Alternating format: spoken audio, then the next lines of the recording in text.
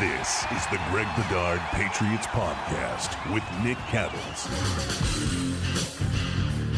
Everybody, welcome into the Greg Bedard Patriots Podcast with Nick Cattles, proud member of the CLNS Media Network. Make sure to hit subscribe to the channel, this one, whether it's press pass, whatever, wherever you get it on the YouTube podcast. Hit subscribe, rate us, review us, like all that good stuff, and turn on notifications for when a new video drops on the channel. As always, this episode is brought to you by PrizePicks, the largest daily fantasy sports platform in North America.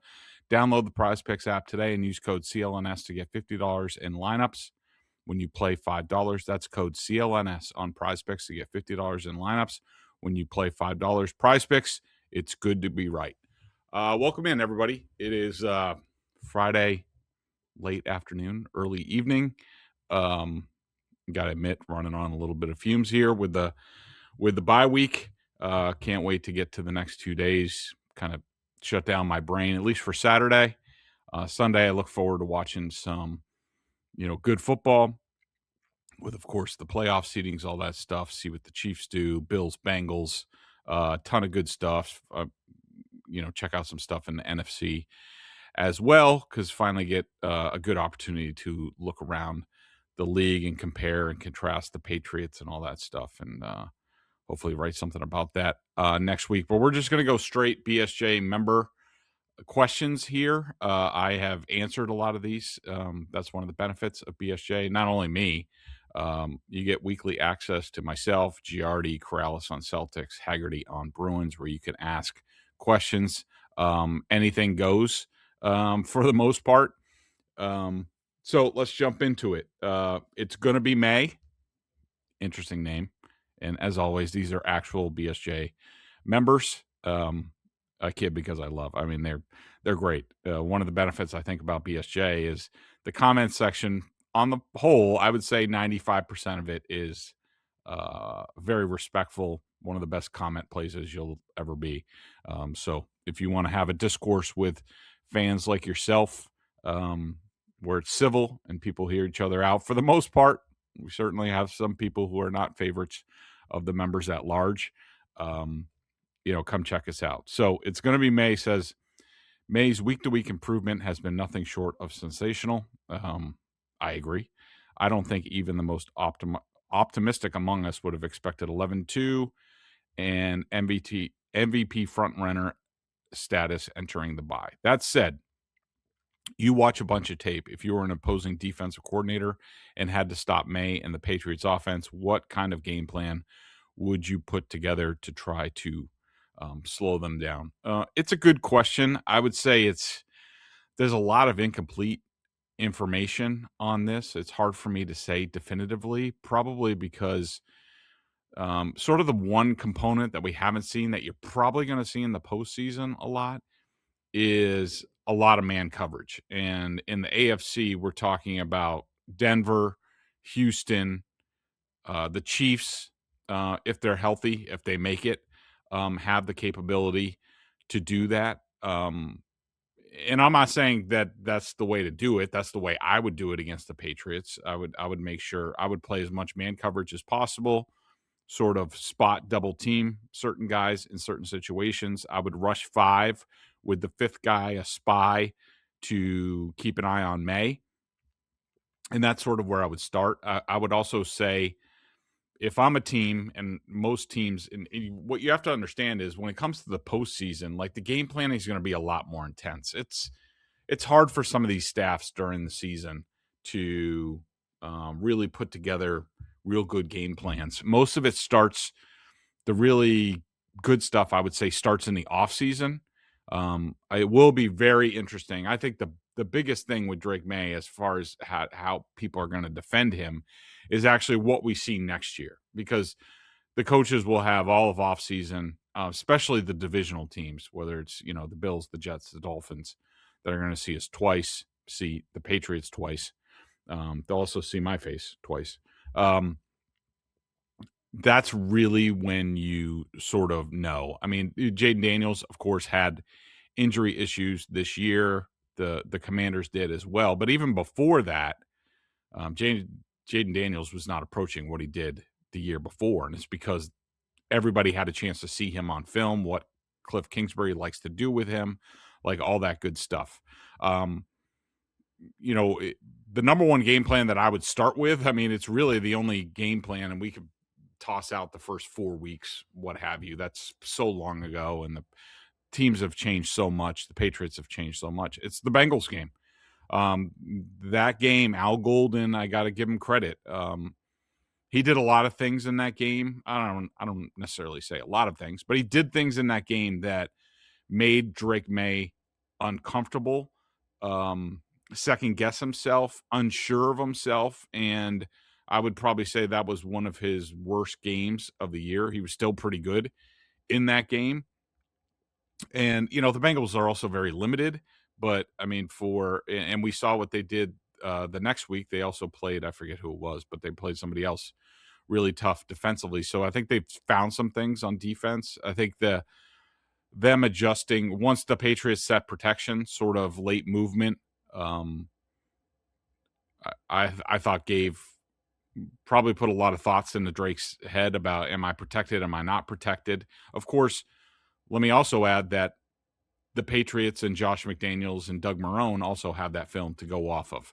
So, they're extremely smart. I think where they're going to start is, all right, well, where did Drake Maye look mortal? I would say it was against the Bengals. What did the Bengals do against us? I'm sure they already made these corrections in the aftermath of that game, and sort of build from there. So I would say man coverage, how the Bengals attack their protection. And also, this is a big reason why the Patriots need to find a running game. I think we have a question about that coming up. But, even with guys like whether it's Josh Allen or Patrick Mahomes, like if you're relying on those guys in January, it's tough for them to be superheroes all the time. So we really would like to see more balance in the final 4 games. Maybe some of the stuff they did on Monday night against the Giants, maybe they start rushing the ball a little bit better. Bill D, 1530. Greg, what player has been the biggest surprise for you in terms of positive performance? Who has been the biggest disappointment? There's a lot of players on the biggest surprise list. Just sort of going by position. I mean, I guess you could say, well, Kayshon Boutte, I think, coming out of nowhere, not really having a spot on this team, coming out of the spring to where he is now. Stephon Diggs, I'm shocked that he's on pace for a 1,000-yard season. Didn't think that was possible. Garrett Bradbury, I think, has been better than I figured he would be. Again, I do think, whether it's, Will Campbell or Jared Wilson or Garrett Bradbury, I do think the way Josh McDaniels has game planned things this year has been a big reason for why those guys have been as successful as they have been. I didn't expect Milton Williams to be this good in year 1. So let's just say that. Corey Durden has really come on. I would say, I expected this out of Robert Spillane. Even with what Ellis did the other night, I'm still not crazy about their linebacker spot. I mean, I would say the play's been better overall than I figured, but not great. Craig Woodson has played really good ball of late for the Patriots. That's been a development. Jalen Hawkins, not so much. I think Borregales has been really good.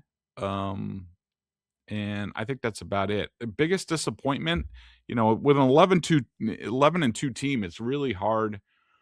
It's really hard to say. I mean, I guess you could, Kyle Williams, Travion Henderson, I thought would be a little bit better at this point. But if you're asking me for one person I've been disappointed in, it would be Mike Onwenu. And I know there are stats out there that say he's been the ball since like week 4 or something like that, or over the last 10 weeks or something like that. Sorry, I just don't see it. I mean, he's been rock solid. He's graded out fine for me, but I expect more. I expect for what he's getting paid in his experience, and now he's back at right guard, and he's not moving to right tackle and all that stuff.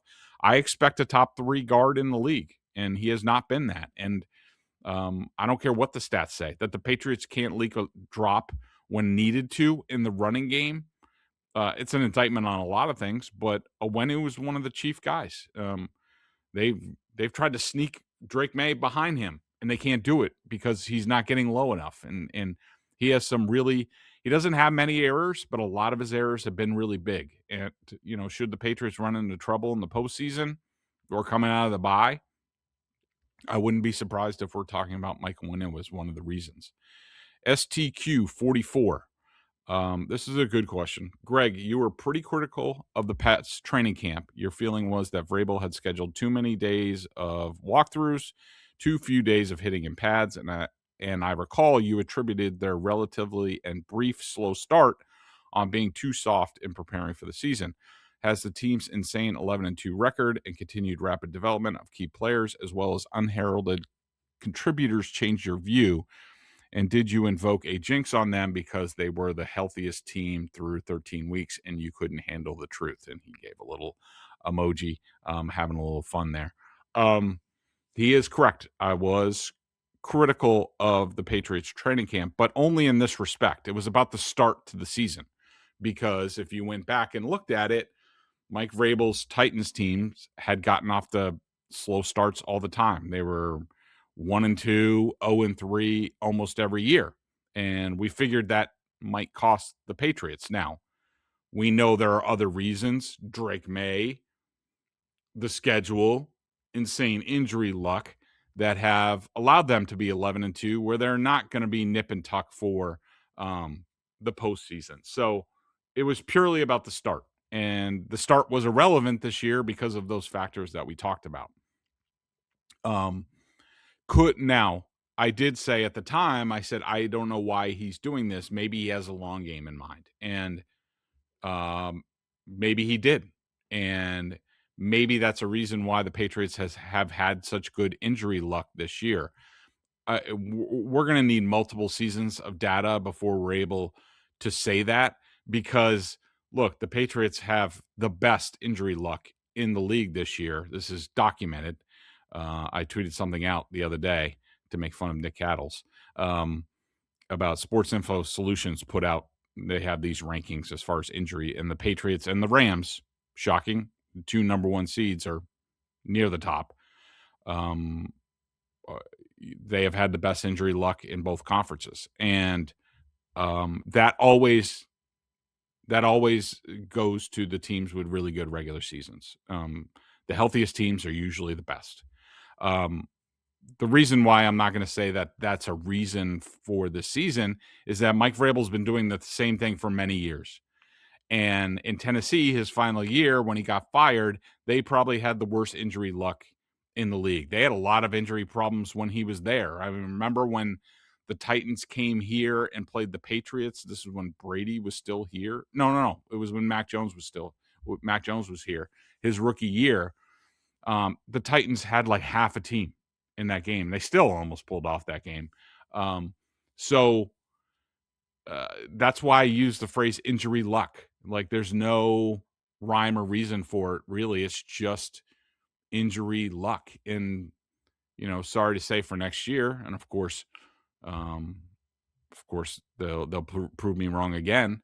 But next year, you're expecting a regression to the mean for not only injury luck, but also probably Drake Maye. They're going to have a vastly more difficult schedule next year. Yeah, I mean, I don't regret what I said. In fact, they were 1-2 and they were a heel out of bound by Devin Achane from being 0-3. And but they pulled that game out, but they still started slow. It hasn't mattered this year for the reasons that we said, but I don't take that back. And I'm not I know STQ 44 is having fun with me. But I'm not trying to jinx the Patriots.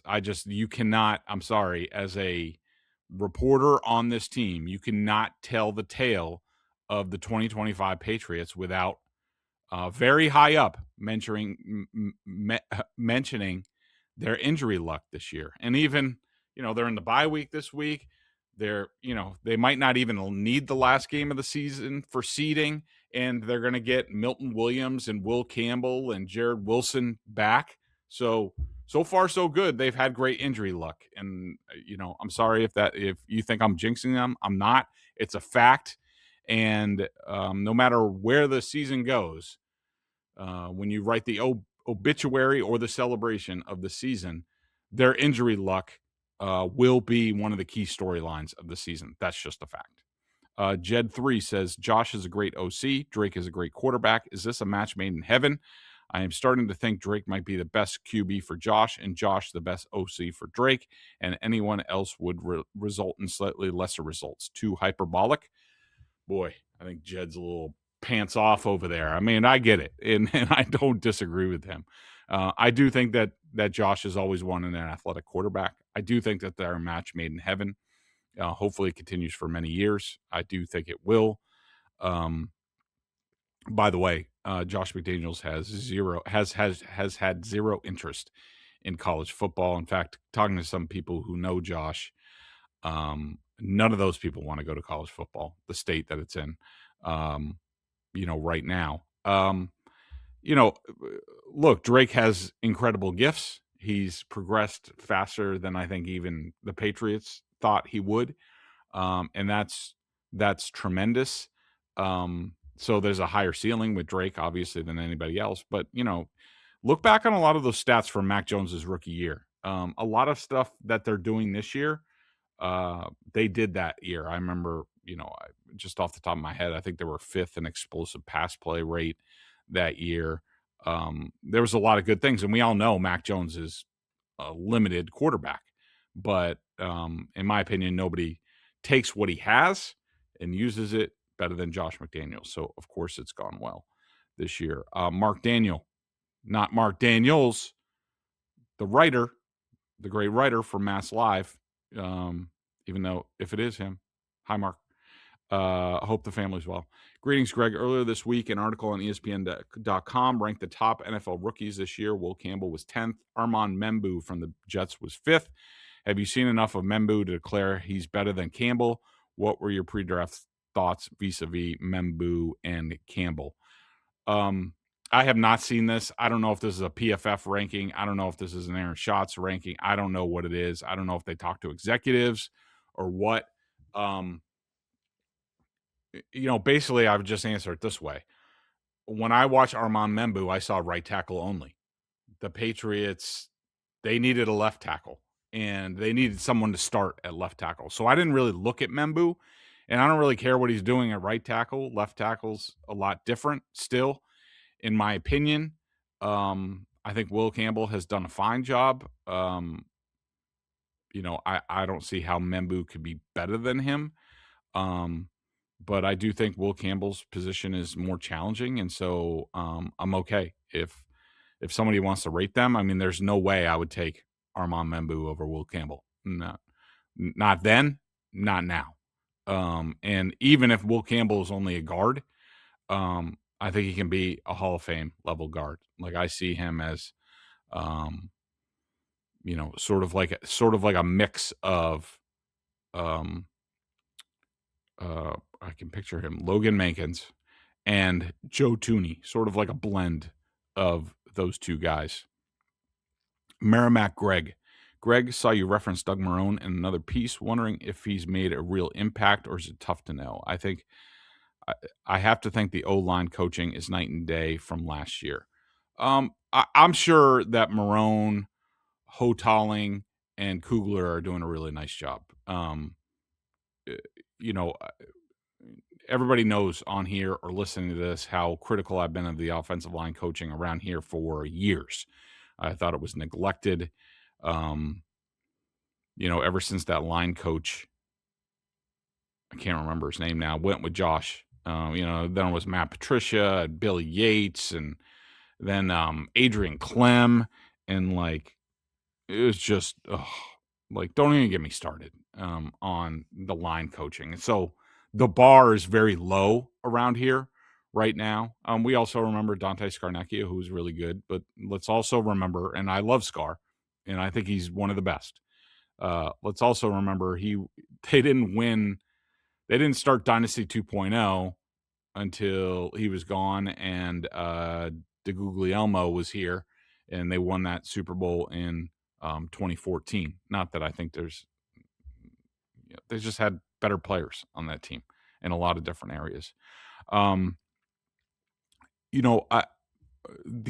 would say this: the offensive line performance has been night and day.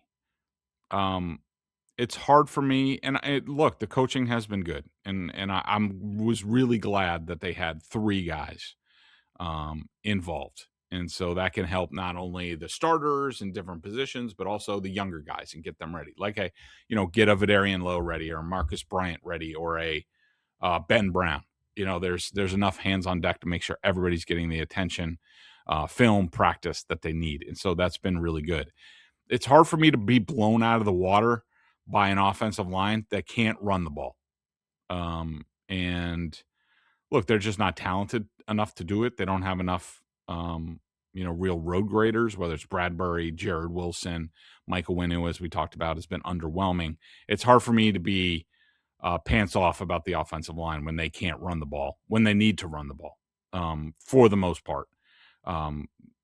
Sometimes they have, Tampa, they were able to. I think they did some nice things against the Giants, especially towards the end. So, but really, the offensive line performance from last year to this year is about Josh McDaniels. And it's the stuff compared to Alex Van Pelt that we've been over time and time again about, you watch how many, if you go back and watch Patriots games during your bye week, and want to be pants off about Drake Maye, or watch Drake Maye highlights or something like that, count how many guys are out in routes immediately. Oftentimes it's a 2 or 3 man route with a tight end and running back getting out late because they're chipping or what have you. In my opinion, there's nobody better in the league at understanding what he has to work with on the offensive line, how he needs to help them, how he needs to scheme certain things. And I think Josh McDaniels I think he deserves the most credit. There's obviously an upgrade in talent, I would say, on the line. But the reason for the night and day is Josh McDaniels and how he prioritizes protecting his quarterback. There's other guys like Kyle Shanahan, Cliff Kingsbury, who do not. That Kyle Shanahan's quarterbacks get hurt all the time. Because he doesn't. He's more in love with his scheme and getting guys into routes and his run game than he is protecting his quarterback. But Josh McDaniels starts with keeping his quarterback comfortable. We'll be back in just a minute with a few more questions. This episode is brought to you by PrizePicks. It is the holiday season, the best time of year for sports. Bowl games, basketball matchup, playoff pushes. It is all happening at once. And while you and I are out here making decisions every day, what gifts to buy, what to eat, what game to watch, there is one place where it feels good to be right: PrizePicks. My favorite thing about PrizePicks is picking multiple sports in the same lineup. With basketball back, I could put Steph Curry and Drake Maye in the same lineup and root for both. PrizePicks now has early payouts. This is a new feature. If your lineup gets off to a hot start, you may now have the option to cash out those winnings before the game even finishes. Is your fantasy season already over? Yep, mine is. My team is cooked, but with PrizePicks, I don't have to wait until next year's draft. PrizePicks lets you play fantasy football every week, pick your favorite players, and win when they hit their projections every week. No draft required. Download the PrizePicks app today and use code CLNS to get $50 in lineup. After you play your first $5 lineup, that's code CLNS to get $50 in lineups. After you play your first $5 lineup, PrizePicks, it's good to be right. Okay, let's get back to it. TB12 FTW. I assume that means for the win. What do you think would be the best change to make to try and improve the lackluster interior running game? Neither Henderson nor Stevenson have had much success rushing up the middle, but you can't just abandon that entirely, especially in short yardage or goal line situations. Is it Tonga truck?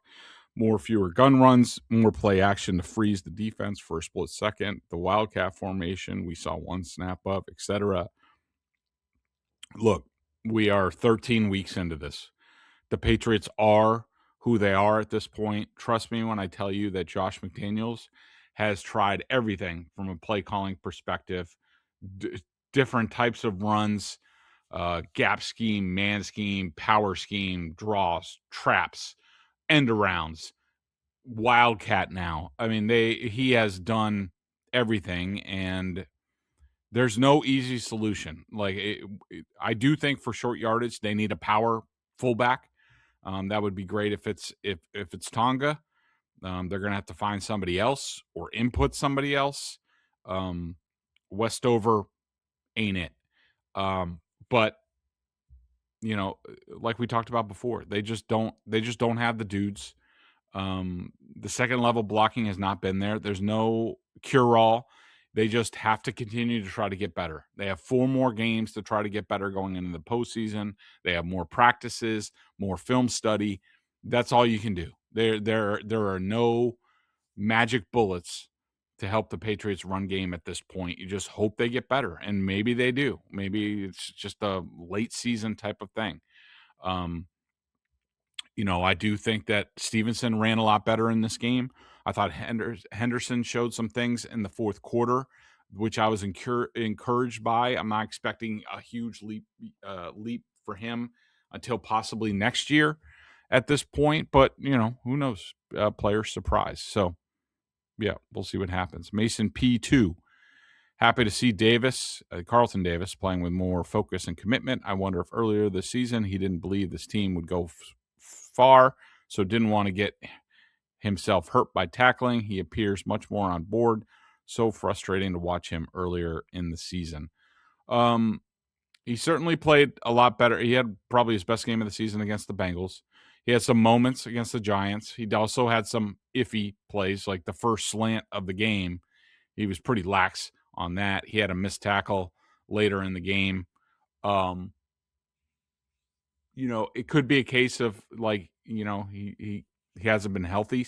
Talking about the Patriots' injury luck, that Carlton Davis, who has missed a minimum of 4 games every year that he's been in the NFL, has not missed any games this year. Knock on wood. Again, another fact. But that just popped into my mind with injury luck. Maybe he was battling something. Remember, I don't think he wasn't out there for a while in training camp. Of course, Gonzalez didn't start the season. Davis did. I can't explain it. I mean, maybe somebody's flipped a switch. Maybe Vrabel got to him, challenged him somehow, and he's responded. I wouldn't put it past Vrabel. Make sure you check out CLNS's YouTube channels, CLNS Media Network, Celtics All Access on CLNS for behind-the-scenes content and segments from our many Celtics podcasts, NBA History Channel, Patriots Press Pass, Bruins Ringside. And as always, this episode is brought to you by PrizePicks, the largest daily fantasy sports platform in North America. Download the PrizePicks app today and use code CLNS and get $50 in lineups when you play $5. PrizePicks, it's good to be right. Last question from Gino Crow. Greg, would you say the Pats actually caught breaks in selecting 3rd and 4th in the last 2 drafts, getting Maye instead of Daniels and Williams, and Campbell instead of Carter and Hunter, like the C's caught breaks with Brown and Tatum? What is it with Carter? Both Maye and Campbell have been very coachable. How do you rate Josh McDaniels and the O-line coaches on the improved play by Maye and the O-line?